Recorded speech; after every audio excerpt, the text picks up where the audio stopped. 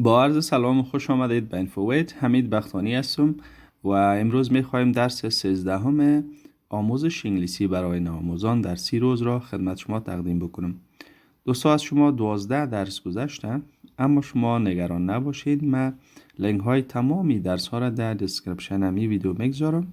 شما بسیار براحتی میتونین اونا را نیز بیننده باشید، چون این سلسله درس ها سلسله داره که از اول شما یاد بگیرین بهتر و خوبتر خواهد شد. اگر چینل تا هنوز سابسکرایب نکردید سابسکرایب بکنید و اگر نظریات دارید، پیشنهادات دارید، اونا رو نیز به ما بنویسید. بریم سراغ درس. مثل همیشه ما در آغاز محاوره داریم و امروز یک سوال که بیشتر عام است، whose.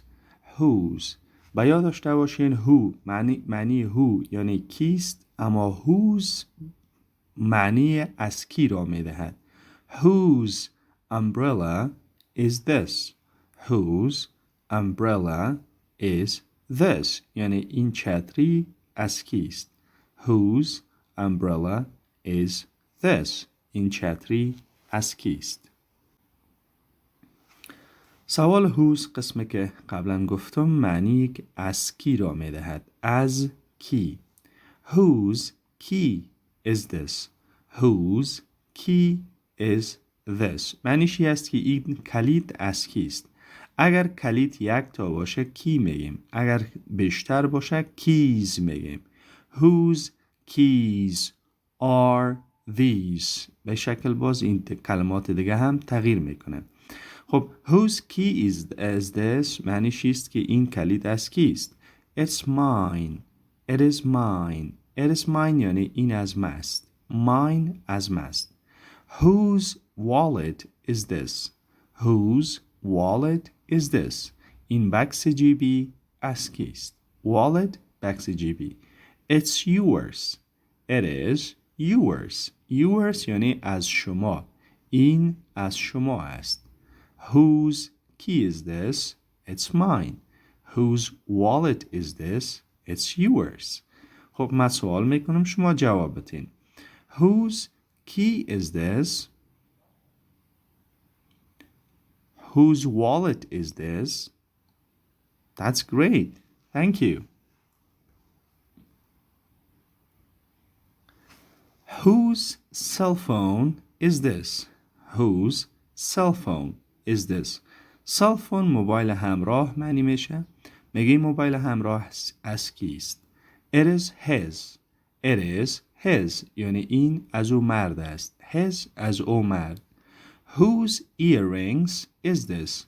Whose earrings is this? این گوشواره ها از کیست. It is hers. It is hers یعنی این از او خانم است. Hers از او خانم. Whose cell phone is this? That's great. Whose earrings is this? Wonderful. خب سوالات بیشتر داریم. Whose purse is this? Whose purse معنیش است یعنی purse دستکول معنی میشه. دستکول یا همون بکس دستی. با خانما بیشتر که خانما میگیرن اونا رو میتونن purse بگین یا hand bag هم گفته میشه. Whose purse is this? این دستکول از کیست. It is hers. این از او خانم است. Whose shop is that? آن دکان از کیست. Whose shop is that? آن دکان از کیست. It is theirs. It is theirs یعنی از ایشان یا از آنها است. Whose car is that? آن موتر از کیست. Whose car is that? آن موتر از کیست. It is ours. Is ours yeni این از ماست. Ours از ما. Theirs از ایشان یا از آنها. Hers از او خانم. خب سوال میکنم. Whose purse is this?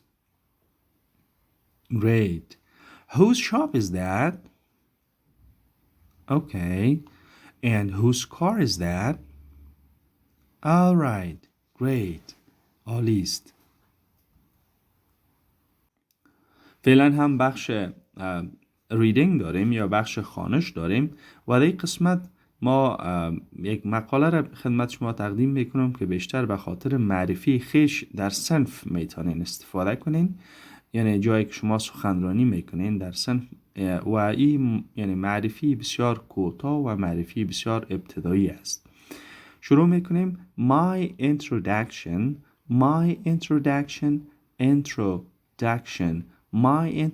یعنی معرفت خودم یا معرفت خویش. My name is محمد اشرف کریمی. My name is محمد اشرف کریمی. My name is یعنی نام من است محمد اشرف کریمی. بعد از my name میشه نام خودتان استفاده کنین. You can call me اشرف. You can call me اشرف. شما میتونین مرا خطاب کنید. شما میتونین مرا صدا کنید. اشرف یعنی میشه کال خطاب کردن یا نامیدن. میشه مرا اشرف خطاب کنید. I am from Afghanistan. I am from Afghanistan. من از افغانستان هستم. I live اینی رو لیو نگوین دوستا اشتباس. I live in Istanbul, Turkey. I live in Istanbul, Turkey. من زندگی میکنم در استانبول ترکیه. ترکیه یعنی ترکیه. I have two brothers. I have two brothers and one sister. من دو برادران دارم و یک خواهر دارم. Their names are احمد، عثمان and مریم. نامهای ایشان عبارتند از احمد، عثمان و مریم. I am 20 or I am 20 years old. من 20 ساله هستم یا من 20 سال عمر دارم.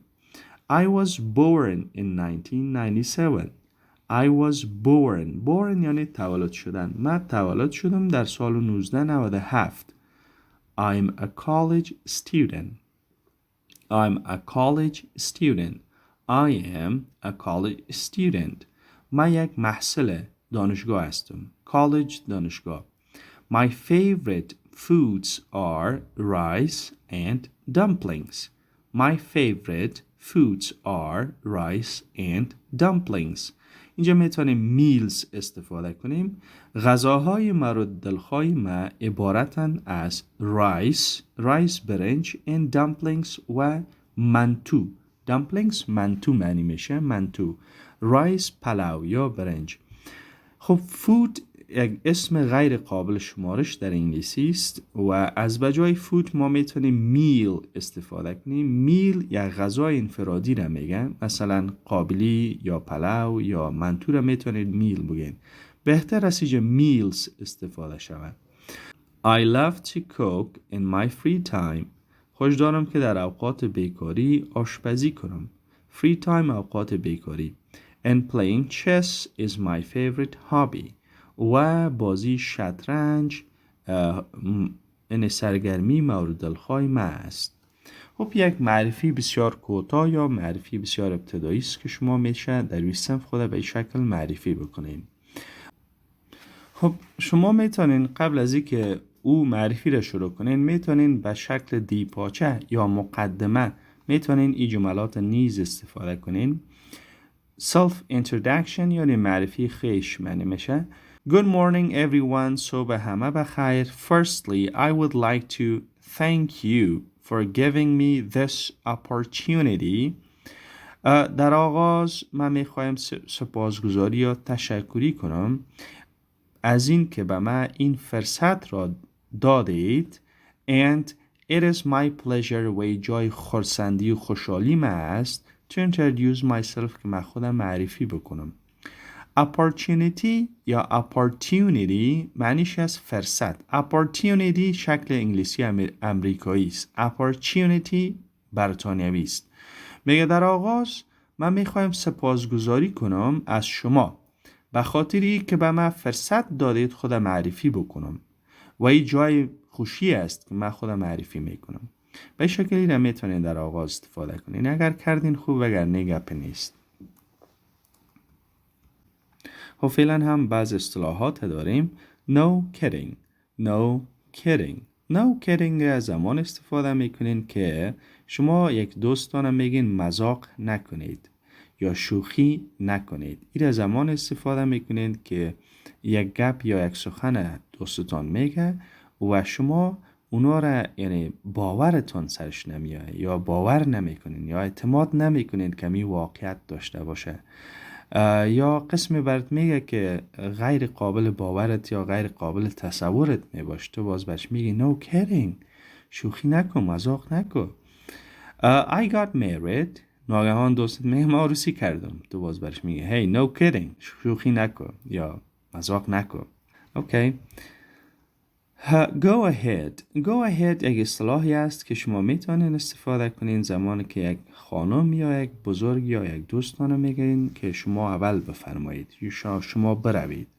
go ahead معنیش است که شما اول بروید یا شما بفرمایید. go ahead بفرمایید نیز معنی میشه. اوکی please go ahead، خوب است، لطفاً بفرمایید، لطفاً بروید یا لطفاً اول شما بفرمایید. Humpty Dumpty پیش گونه ای است که خفیف تلفظ میشه ولی سایلنت نیست. Humpty Dumpty ناخودآگاه پی تلفظ میشه چون لبها بسته میشه. Humpty ایره هم پتی نگوین. Humpty Dumpty چاقک کلولگک معنی میشه. My son is Humpty Dumpty پسر من چاقک کلولگک است. Stubborn کلشخ یا لجباز معنی میشه. کلشخ ها زیاد است، لجباز یعنی کسی که اون مفکوره های خود تطبیق میکنه و دیگرها گوش نمیکنه. We should not be stubborn. ما نباید کلشخ باشیم، ما نباید لجباز باشیم. should یعنی باید معنی میشه. touch the wood معنیش است گوش شیطان کرد. touch the wood I haven't lost my wallet yet. touch the wood I haven't lost my wallet yet. touch the wood معنیش است که گوش شیطان کرد.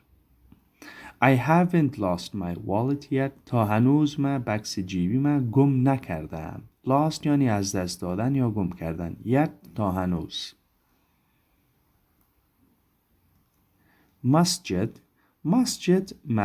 معنی میشه. کلمه عربی است، بهتر از مسجد بگیم.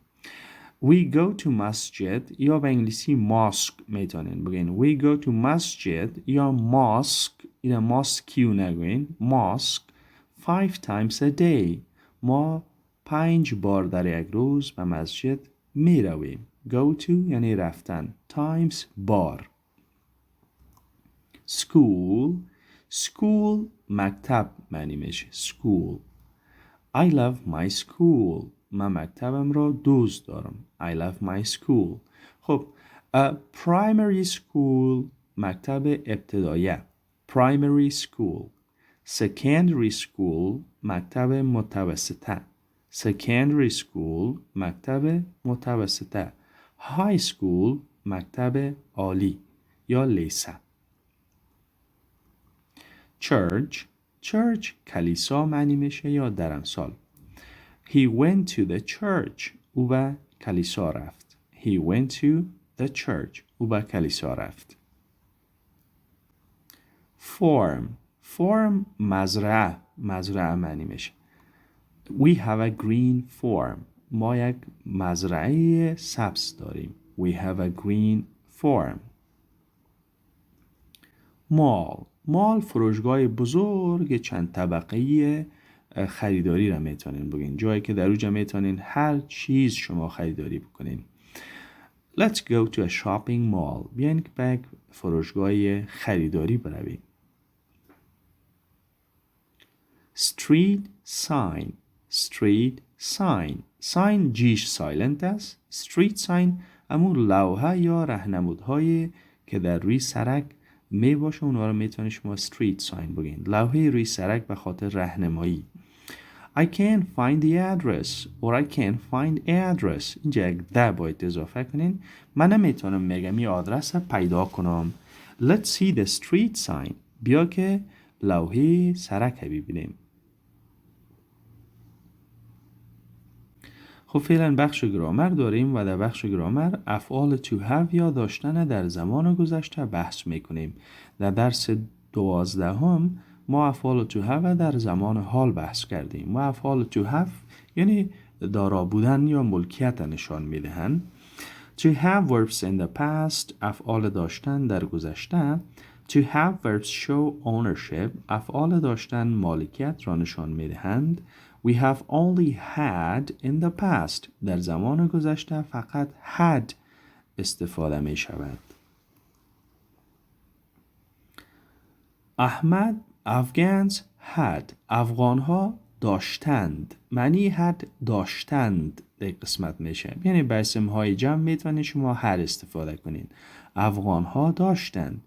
Afghans had good food افغانها غذاهای خوب داشتند. Afghans had good food. I had من داشتم. I had من داشتم. I had a heater.